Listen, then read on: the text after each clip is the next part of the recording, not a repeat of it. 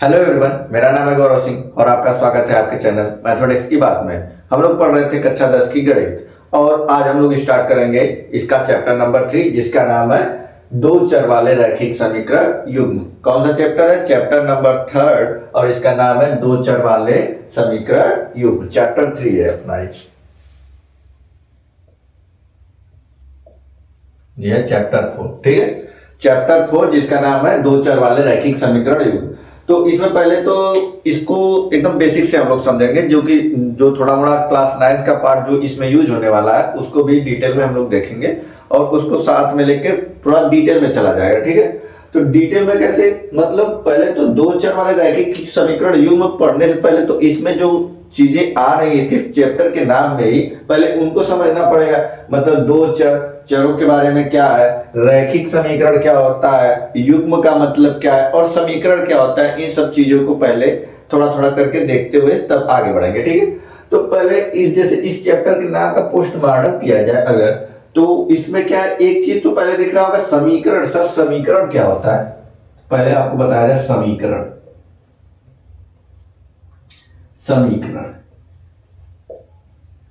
समीकरण का मतलब क्या होता है, समीकरण कहते किसे हैं?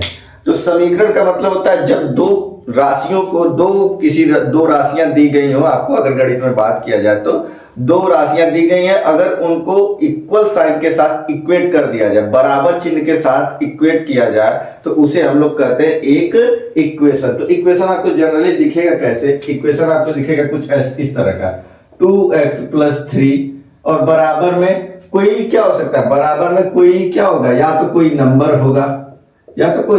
नंबर होगा नंबर में 0 भी हो सकता है, 1 2 3 4 कुछ भी हो सकता है, ठीक है।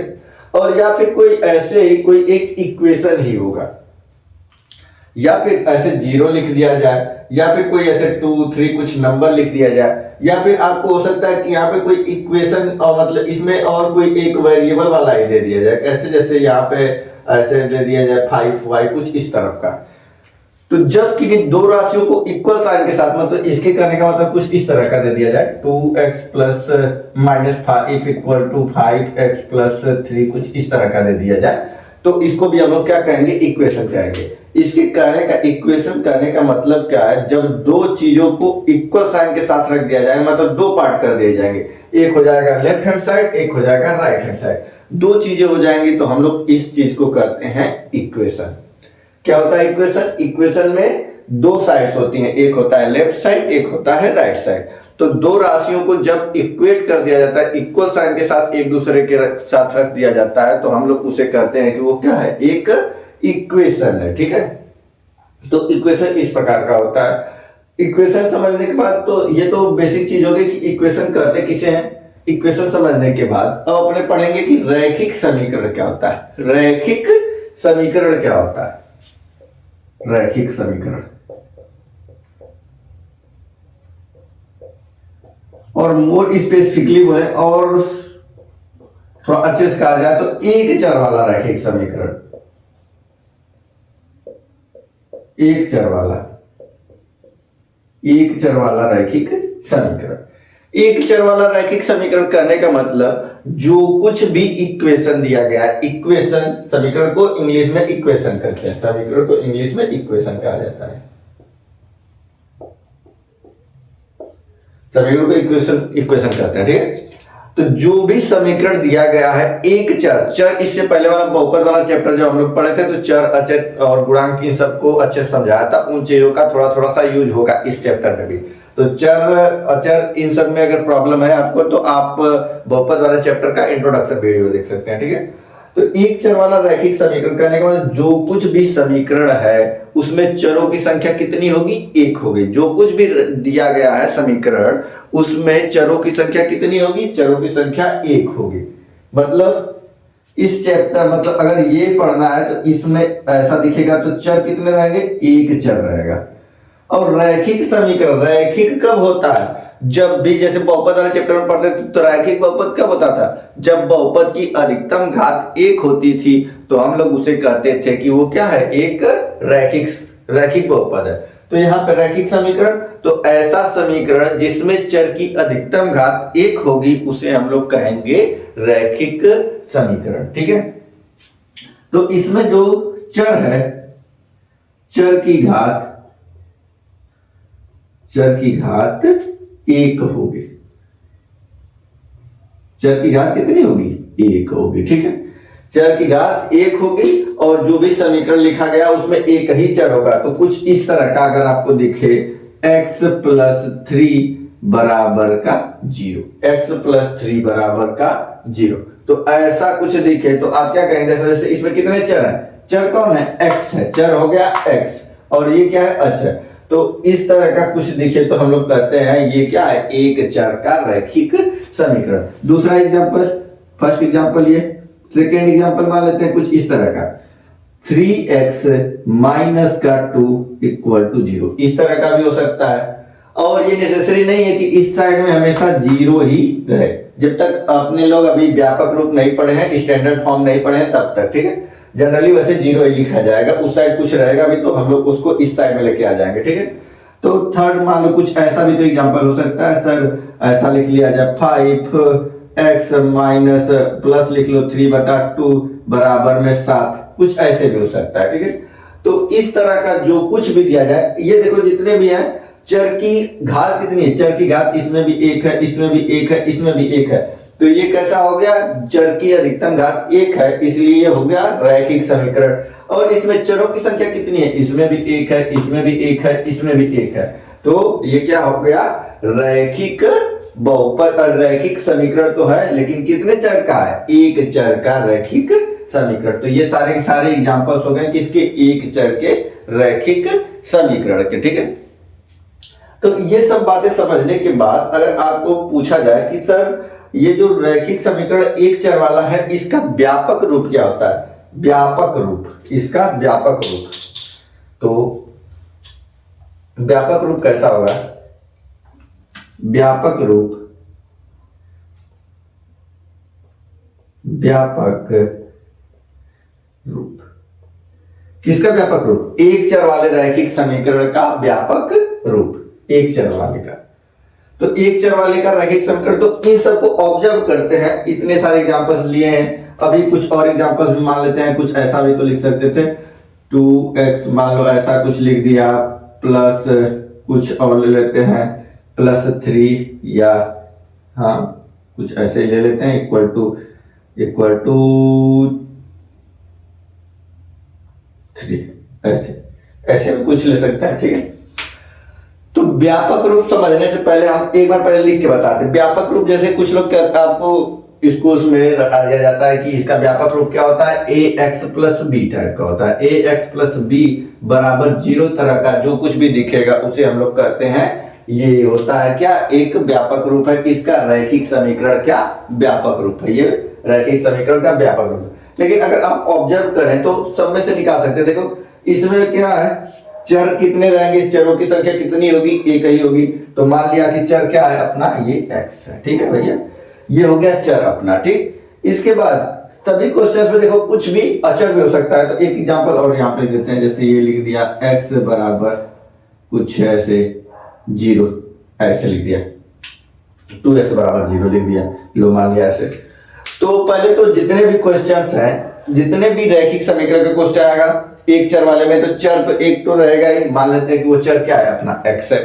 और देखो कुछ न कुछ उसके साथ में अचर भी आ रहा है। ये देखो ये यहाँ पे, लेकिन कहेंगे सर इसमें कुछ तो अचर नहीं है, तो आप ऐसा भी तो कर सकते हैं +0, ऐसे भी तो हो सकता है 2x + 0। तो जो इसके साथ कोई और नंबर भी आ रहा है, मान लेते हैं कि वो कोई अचर आ रहा है, उसका क्या है? वो b है।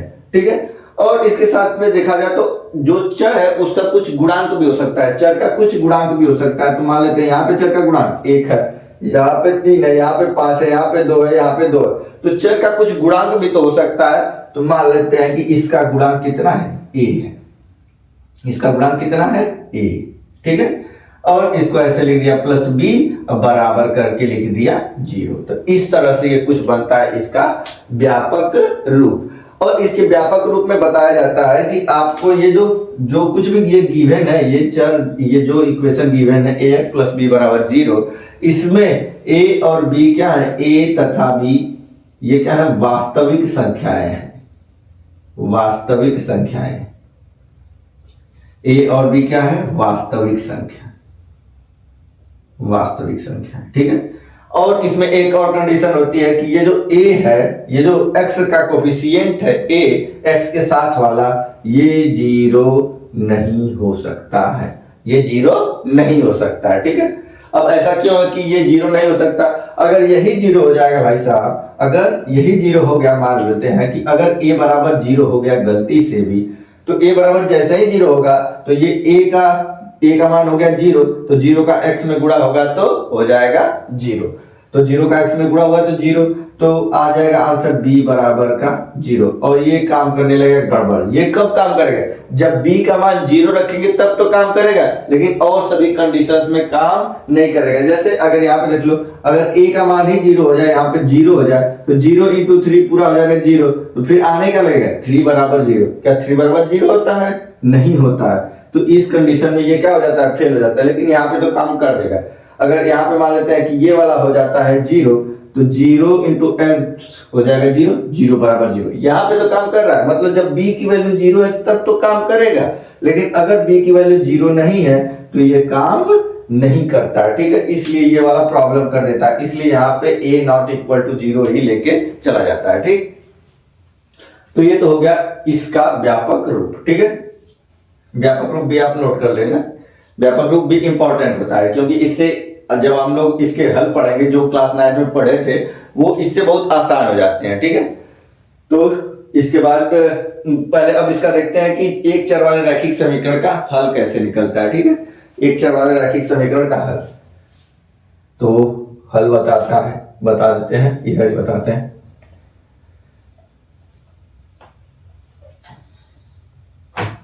इसका हल कैसे निकाला जाएगा?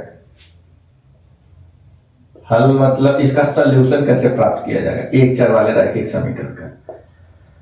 तो सॉल्यूशन का मतलब है समीकरण का हल, समीकरण का हल, सॉल्यूशन ऑफ इक्वेशन, ठीक है। तो समीकरण का हल निकालने का मतलब आपको चर का ऐसा मान रखना है जो समीकरण को क्या कर दे, संतुष्ट कर दे। संतुष्ट कर दे मतलब उसको सेटिस्फाई कर दे।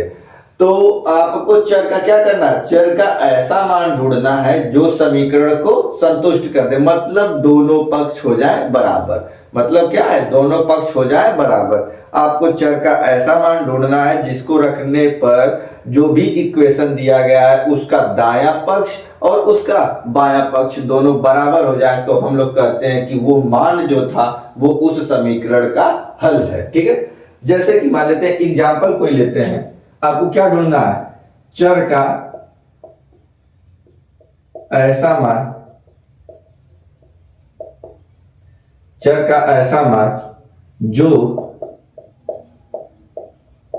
समीकरण को संतुष्ट कर दे, जो समीकरण को संतुष्ट कर दे वह हल कहलाता है, उसे हल कहते हैं, उसे उस समीकरण का हल कहते हैं, उसे उस समीकरण का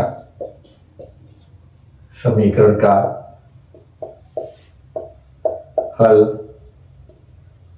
कहते हैं, ठीक है। ऐसा चर का ऐसा मान जिसको रखने पर समीकरण का दोनों पक्ष बराबर हो जाए उसे कहते हैं उस समीकरण का हल, ठीक है।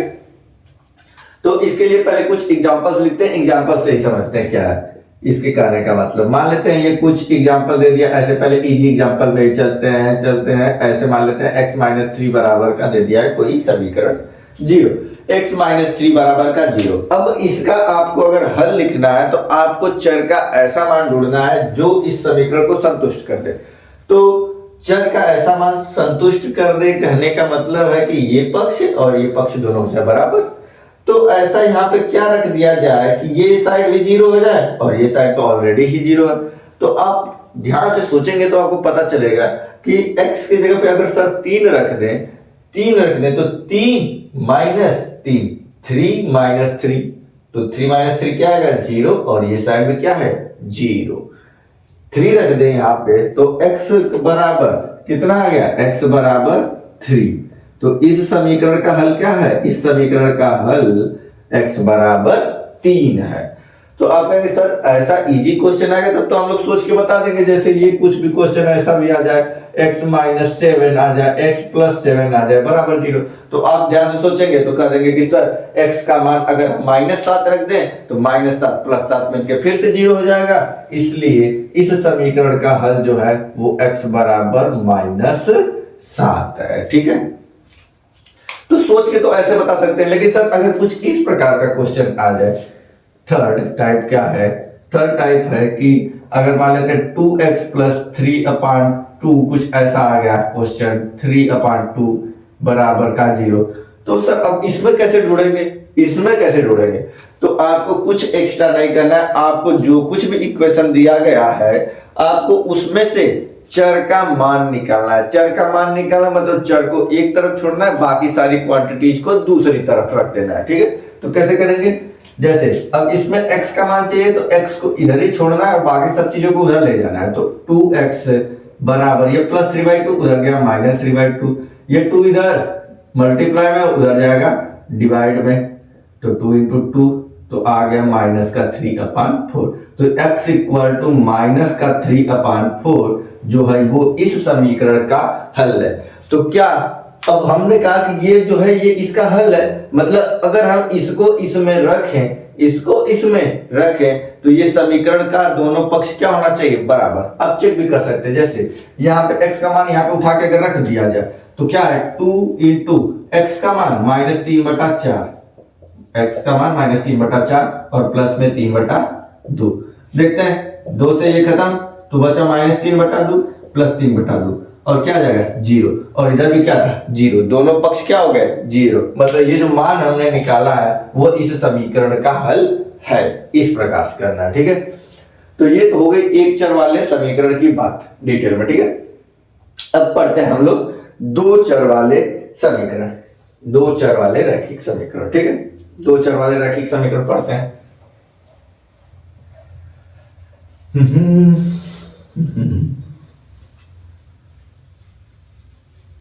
थोड़ा ये इंट्रोडक्शन वीडियो है। ठीक है,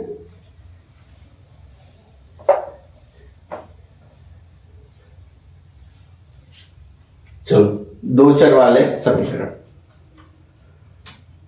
दो चर वाले रैखिक समीकरण होगा।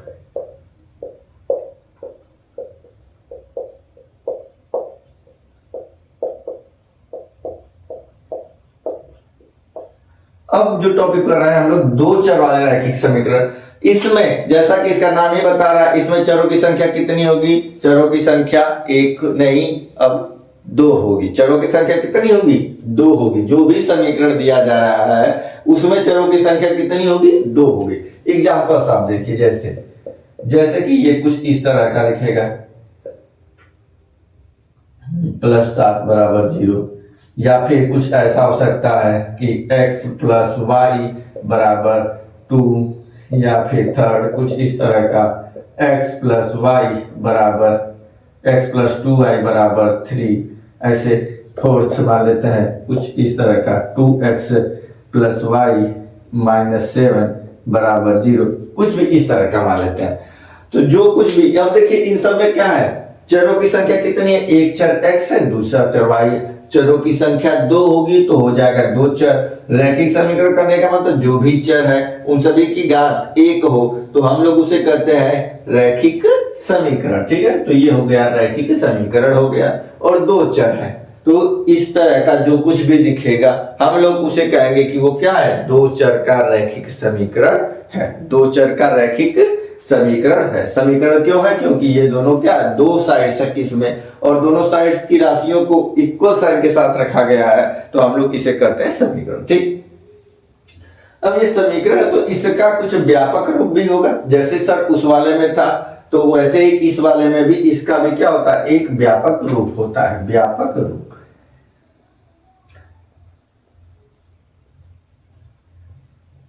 व्यापक रूप इसको कहते हैं standard form. Standard form. Standard form क्या है इसका, तो जैसे उसमें बताए थे स्टैंडर्ड फॉर्म निकालने का तरीका। इसमें देखो, इसमें भी क्या है, चर तो आ ही रहा है लेकिन दो चर आ रहा है, तो पहले एक को लिख दिया x, दूसरे को लिख दिया y, और इन सब के साथ कोई ना कोई एक अचर भी आ रहा है तो उसको भी लिख दिया कोई एक अचर। मान लेते हैं कि वो अचर कुछ ऐसे c है, ठीक है, वो अचर क्या है, c है। फिर देखो ध्यान से देखा जाए अगर, तो x का भी कुछ कोफिशिएंट है, x का कुछ कोफिशिएंट है, मान लेते हैं कि वो कोफिशिएंट है a। सभी क्वेश्चन में यहाँ पे 2 है, यहाँ पे 1 है, यहाँ पे 1 है, यहाँ पे 2 है, और कुछ भी हो सकता है। तो मान लिया कि वो अचर संख्या से जिससे गुणा हो रहा है वो क्या है, अपना a है, ठीक है। वैसे ही इस वाले में भी तो हो रहा है, तो इसमें भी देखो y का कुछ कोफिशिएंट है, y का कुछ कोफिशिएंट है, y का कुछ कोफिशिएंट है, y का कुछ कोफिशिएंट है। मान लेते हैं कि वो कोफिशिएंट क्या है, b है, और अचर पर को कर दिया c, और इन तीनों को एक साथ में रख के इसको बराबर कर दिए 0 के। तो जो दो चर वाला रैखिक समीकरण है उसका व्यापक रूप इस तरह का होगा, ठीक है। और इसमें कंडीशन है कि ये a b c ये तीनों क्या है, वास्तविक संख्याएं। a b c क्या है, वास्तविक संख्याएं।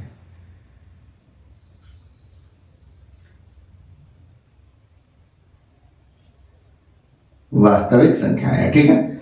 ए बी सी क्या है, वास्तविक संख्याएं हैं। और कंडीशन क्या है एक्स्ट्रा, जैसे उसमें क्या होता था, उसमें हम कहे थे कि ए बी क्या थी, वास्तविक संख्याएं थी, और उसके साथ कंडीशन क्या थी कि जो ए है वो 0 नहीं हो सकता। तो क्या यहाँ पे भी ऐसा होगा कि ये ए और बी दोनों 0 नहीं होगा, नहीं, इस बार ऐसा नहीं है।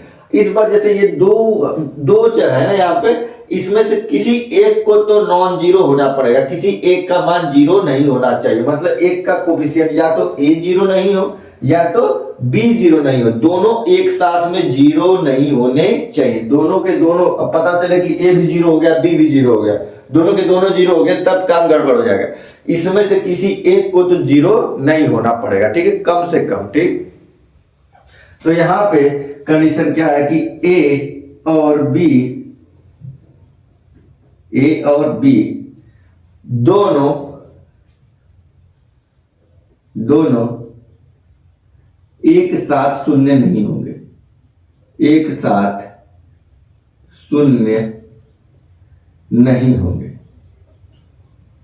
एक साथ शून्य नहीं होंगे, ठीक है। और बुक में इसको शॉर्ट में कैसे लिख देगा, इस चीज को ऐसे लिख देते हैं, a स्क्वायर प्लस का b square not equal to 0। तो ये जितना ये कहानी पूरा लिखे है ना, ये कहानी इस लाइन में खत्म हो गई। a square plus b square not equal to 0। a b c वास्तविक संख्या है और a और b दोनों एक साथ में 0 नहीं होने चाहिए, ठीक है। या तो अगर ज्यादा से ज्यादा मैक्सिमम कोई एक ही 0 हो सकता है इसमें से, या तो अगर a 0 हुआ तो b नॉन 0 होगा, अगर b नॉन 0 हुआ, अगर b 0 हो गया, सॉरी, अगर b 0 हो गया तो a को नॉन 0 होना कंपलसरी है। दोनों एक साथ में 0 नहीं हो सकते हैं, ठीक है। और अगर बात पूछा जाए कि क्यों ऐसा क्यों हो रहा है कि a और b दोनों एक साथ में 0 नहीं हो सकते, तो फिर वही बात जैसे उसमें बताए थे, अगर a भी 0 हो गया, b भी 0 हो गया, दोनों हो गए 0, तो बचेगा क्या, c बराबर 0। जैसे इसमें रख दिया जाए, ये 2 की जगह पे आ गया 0, तो 0 गुणे x 0, यहाँ पे भी अगर 0 रख दिया जाए 3 की जगह पे, तो 0 इंटू वाई 0, तो क्या 7 और 0 बराबर होता है। ये तो पूरा कॉन्सेप्ट ही गड़बड़ हो जाएगा, डमाडोल हो जाएगा। इसलिए जैसे कि हम ये करें, जैसे 0 into x plus 0 into y, और यहाँ पे प्लस का 7 बराबर 0, तो ये तो हो गया 0 प्लस 0 प्लस 7 बराबर 0, तो 7 बराबर 0। ये क्या ऐसा हो सकता है, कभी ऐसा हो ही नहीं सकता है, ठीक है। इसलिए यहाँ पे कंडीशन दिया गया है कि कोई ना कोई एक तो नॉन 0 होना ही चाहिए, ठीक है। दोनों नॉन 0 रहे तो सबसे बेटर है, और कोई एक 0 हो गया तो भी प्रॉब्लम नहीं है, लेकिन दूसरे वाले को नॉन 0 होना ही पड़ेगा, ठीक है। ये तो था इसका व्यापक रूप। अब इसके हल के बारे में पढ़ते हैं, हल क्या होगा इसका हल, ठीक है। इसके हल के बारे में पढ़ते हैं कि इसके कितने हल होंगे। Solution of the linear equation in 2 variable. ठीक है, दो चर वाले रैखिक समीकरण का हल पढ़ने वाले हैं। हल क्या होगा? तो हल मतलब क्या होता है? चर का ऐसा मान जो दोनों पक्षों को बराबर कर दे, जो इस समीकरण को संतुष्ट कर दे। चर का ऐसा मान जो इस समीकरण को संतुष्ट कर, मतलब लेकिन यहाँ पे दो चर हैं तो x और y का ऐसा मान जो इस समीकरण को संतुष्ट कर दे, उसे इस समीकरण का हल कहेंगे। उसे इस समीकरण का हल कहेंगे। ठीक है, तो अगर इस क्वेश्चन को देखा जाए तो अपने को दो ऐसी संख्याएं ढूंढनी है जो इस दोनों को क्या कर दे, इन दोनों पक्षों को बराबर कर दे। तो इसको थोड़ा मोड़ा आपने पिछली कक्षा अपने क्लास 9th में पढ़ा होगा कि कैसे करना है, या फिर पहले हम इजी वाले क्वेश्चन को करके दिखाते हैं। जैसे ये मान लेते हैं, कोई एग्जांपल ऐसा ले लिया जाए, x + y = 2। ठीक है, तो आप इजीली देख सकते हैं, अगर सर x का मान 1 रख दें, x का मान 1 रख दें और y का मान भी 1 रख दें, तो 1 + 1 मिलके हो गया 2। तो मतलब x का मान 1 और y का मान भी 1, x का मान भी 1 और y का मान भी 1। ये तो एक हल मिल गया, x का मान 1 और y का मान 1। ठीक है, और मान लेते ऐसे कुछ दूसरा सोचा जाए, तो दूसरा आप सोचेंगे कि सर ऐसे रख देते हैं, कुछ x का मान 2 रख देते हैं और y का मान 0 रख देते हैं, तब भी तो हो जाएगा 2 + 0 = 2। फिर इसको संतुष्ट कर दिया, तो ये एक दूसरा हल मिल गया, x = 2, y का मान 0। ठीक है, ये एक और हल मिल गया। ऐसे थोड़ा और दिमाग लगाएं तो एक और तो मिल सकता है, इस बार रख देते हैं 0x को और y को रख देते हैं 2। फिर से एक हल मिल गया, 0 + 2 फिर से 2 आ गया, ये भी तो संतुष्ट कर रहा है, तो ये भी एक हल हो गया, x का मान 0, y का मान 2, ये भी एक हल हो गया। ठीक है, ऐसे आप बहुत सारा सोच सकते हैं। जैसे कुछ भी, अगर x का मान लो 4 ले लिया, x का मान 4 ले लिया और y का मान लेते हैं -2 ले लिया, y का मान -2 ले लिया, तो 4 - 2, 4 में से 2 गया 2, फिर से संतुष्ट कर दिए। आप ऐसे बहुत सारे नंबर, 10 - 8, 10 - 8 2 हो गया, 100 - 98 फिर से 2 हो गया, 88 - 86 फिर से 2 हो गया। तो ऐसे आप कितने नंबर जुड़ सकते हैं? बहुत सारे नंबर जुड़ सकते हैं। तो आप इससे तो ये एक कंक्लूजन तो निकाल ही सकते हैं कि जो दो चर वाला रैखिक समीकरण है, इसके पास कितने हल होंगे? इसके पास अनंत हल होंगे। इसके पास कितने हल होंगे? अनंत हल होंगे, अनंत हल, अनंत हल होंगे। दो चर वाले रैखिक समीकरण के पास कितने हल होंगे? अनंत हल होंगे। लेकिन इससे पहले जो एक चर वाला पढ़े थे हम लोग, एक चर वाले में ऐसा नहीं था। एक चर वाले में हमेशा एक ही हल मिलेगा, एक हल मिलेगा हमेशा। आप जितने भी क्वेश्चन थे, सॉरी मिट गया है, हमने इरेज कर दिया है, नहीं तो आपको दिखाते हैं अभी। जैसे कुछ ऐसा क्वेश्चन मान लो, ये 2x + 3 = 0 अगर मान लेते हैं, तो यहाँ से x की वैल्यू क्या मिलती? 2x = -3, x = -3/2। ये कुछ एक मिला। ये क्या इस समीकरण के लिए आप कोई और मान ढूंढ सकते हैं जो इसको 0 कर दे? नहीं ढूंढ सकते हैं, जो इन दोनों पक्षों को बराबर कर दे, संतुष्ट कर दे। तो जो एक चर वाला था उसमें हल की अधिकतम संख्या, अधिकतम नहीं, समझ लो केवल और केवल एक ही हल मिलेगा। जो एक चर वाला रैखिक समीकरण था उसमें हमेशा एक हल मिलेगा, लेकिन इस वाले में ऐसा कुछ नहीं है। दो चर वाले में कितने हल मिलेंगे? दो चर वाले के अनंत हल अपने को मिलेंगे। ठीक है, दो चर वाला जो रैखिक समीकरण है उसका हल कितने होगा? उसके पास हलों की संख्या कितनी होगी? अनंत होगी। उसके पास हल कितने होंगे? अनंत होंगे।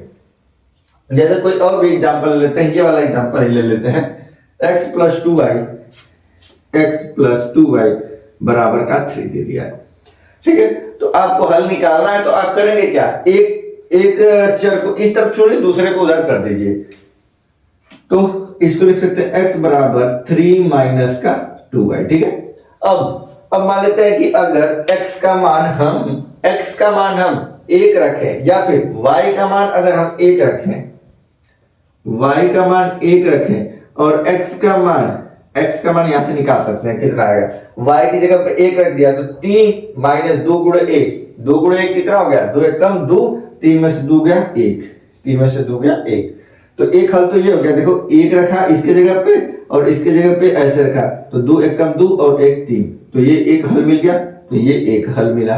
ऐसे अगर हम y का मान 2 रख दें, y का मान 2 रख दें और x का मान -1 रख दें, y का मान 2 रख दिया, तो ये हो गया 2 दूना 4, 2 दूना 4 और 3 में से 4 घटा तो -1, तो ये भी एक हल हो गया। x का मान यहाँ पे सॉरी ये -1, ठीक है। ये भी इस समीकरण को संतुष्ट करेगा, -1 प्लस 2 दूना 4, तो 4 में से 1 घट गया 3।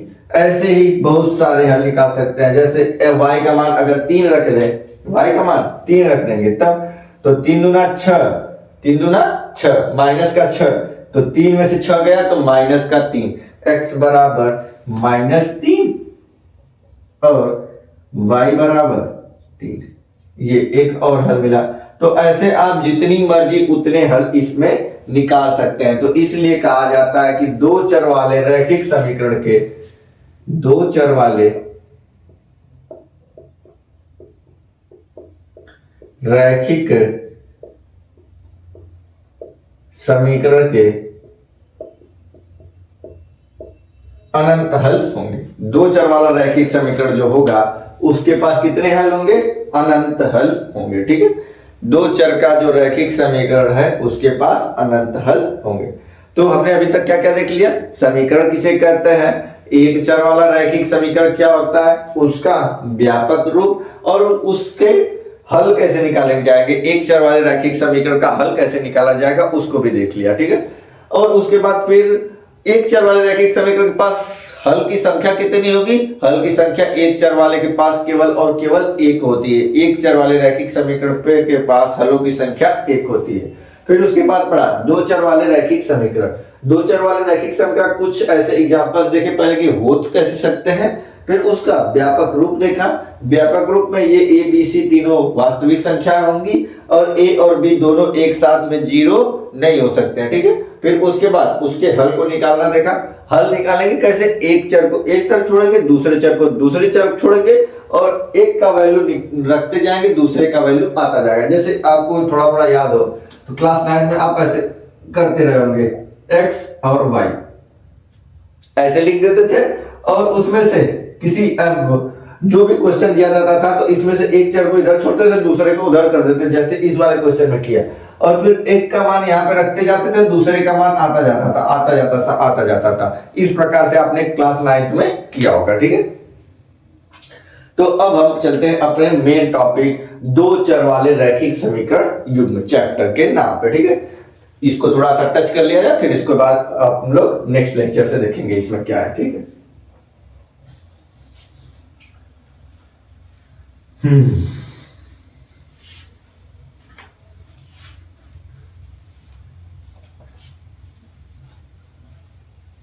दो चर वाले रैखिक समीकरण युग्म, इसमें एक और चीज ऐड हो गया, युग्म।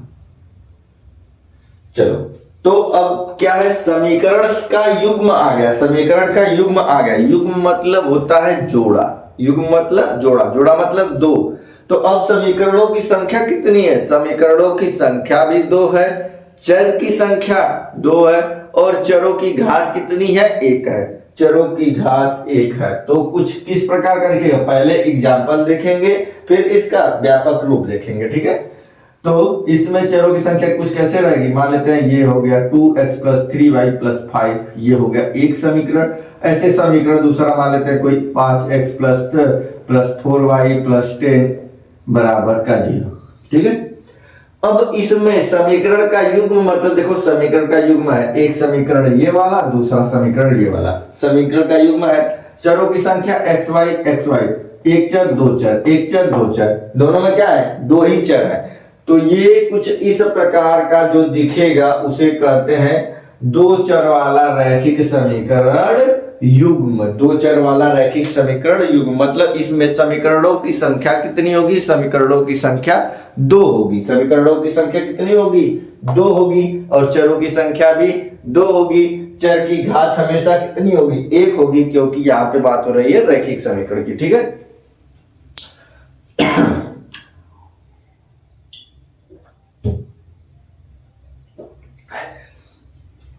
इस प्रकार से करना है।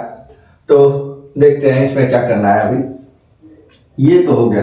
अब मान लेते हैं कुछ ऐसे एग्जांपल्स, तो अपनी मर्जी से आप जितने मर्जी उतने बनाइए। दूसरा एग्जांपल हम कुछ और एक बना ही देते हैं। मान लेते हैं ऐसे कुछ ले लिया 5x + 7y = 9 कर दिया, और इधर एक और लिख लेते हैं। मान लेते हैं 4x - y + 7 = 0। ये भी कोई दो समीकरण हो गया, ठीक है। तो अगर इसका व्यापक रूप लिखने का सोचा जाए, व्यापक रूप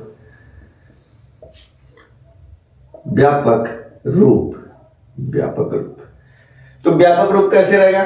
इसमें समीकरणों की संख्या कितनी होगी? 2 होगी। तो पहले तो अपना ये चर भी कितने हैं? 2 हैं, x y। इसके लिए पहले वाले के लिख लिए x y, दूसरे वाले में भी x y है तो एक और लिख लिया एक जगह पे x और y, ठीक है।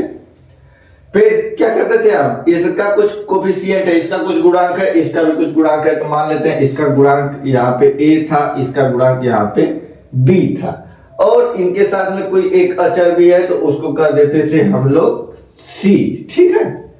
अब अगर मान लो कि हम दूसरे वाले में कुछ ऐसा ही कहें a b और c, तो दोनों के दोनों सेम दिखने लगेंगे ना, कि दोनों के दोनों इक्वेशन तो सेम ही हो गए सर। तो कैसे पता चलेगा कि अलग है?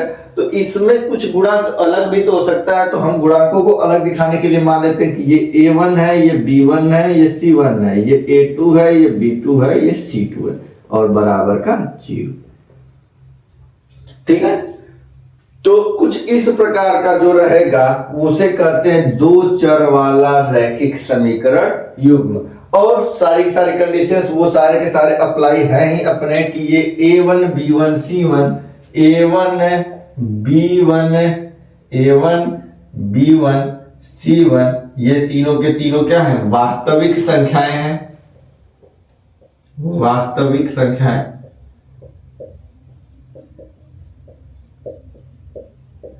और a2 b2 c2 ये तीनों भी क्या है? वास्तविक संख्याएं हैं। a1 b1 c1 a2 b2 c2 ये सभी की सभी क्या है? वास्तविक संख्याएं हैं। इसके साथ साथ में एक कंडीशन एक्स्ट्रा वो भी है, जो पहले क्या बताती थी, a1 और b1 दोनों एक साथ में 0 नहीं होंगे, a2 और b2 दोनों एक साथ में 0 नहीं होंगे। और उस चीज को हम लोग कैसे लिखते थे कि a1 प्लस b1 ऐसे, सॉरी, a1 का स्क्वायर प्लस b1 का स्क्वायर नॉट इक्वल टू 0। इसके लिए a2 का स्क्वायर प्लस b2 का स्क्वायर नॉट इक्वल टू 0। ये चीज करने का मतलब है कि a1 और b1 दोनों एक साथ में शून्य नहीं होंगे। a1 b1 दोनों एक साथ शून्य नहीं होंगे, शून्य नहीं होंगे। वैसे यहां पे भी a2 और b2 दोनों एक साथ में शून्य नहीं होंगे, ठीक है। तो ये हो गया इसका व्यापक रूप, ठीक है। अभी हम लोग यहीं पे स्टॉप करते हैं अपना ये लेक्चर, क्योंकि ये बहुत लेंदी हो जाएगा, और हम लोग इससे आगे अब अपना सारा का सारा बेसिक कॉन्सेप्ट जो था वो खत्म हो गया यहाँ तक। अभी हम लोग इसके थोड़ा सा और इसके सॉल्यूशंस पे बात करेंगे। सॉल्यूशंस पे बात करने के बाद हम लोग इसके एग्जांपल्स और एक्सरसाइज को सॉल्व करेंगे। अपने नेक्स्ट वाले लेक्चर में ट्राई करेंगे कि सॉल्व हो जाए, ठीक है। इसको हम लोग बहुत डिटेल में खूब अच्छे से पढ़ने वाले हैं, ठीक। तो आप इसको भी देखिए, और अगर इससे पीछे वाले वीडियो मतलब आप बहुपद वाले लेक्चर्स को भी देख सकते हैं, ठीक है। तो धन्यवाद आपका, आप बने रहिए हमारे चैनल पे इसी तरह।